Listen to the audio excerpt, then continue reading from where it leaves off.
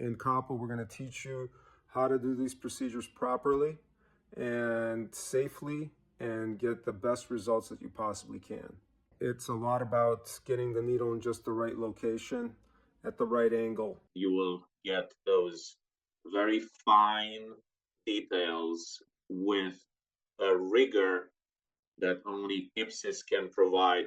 This is the technique that we have the best evidence to support, but the best way to do it is the way that IPSIS teaches it. Hi, I'm David Seibel. I'm in Portland, Oregon, and I'll be teaching the radiofrequency course in Coppell, Texas. I'm Adrian Popescu from University of Pennsylvania. Everyone, this is Vladimir George coming to you from Toronto, Canada.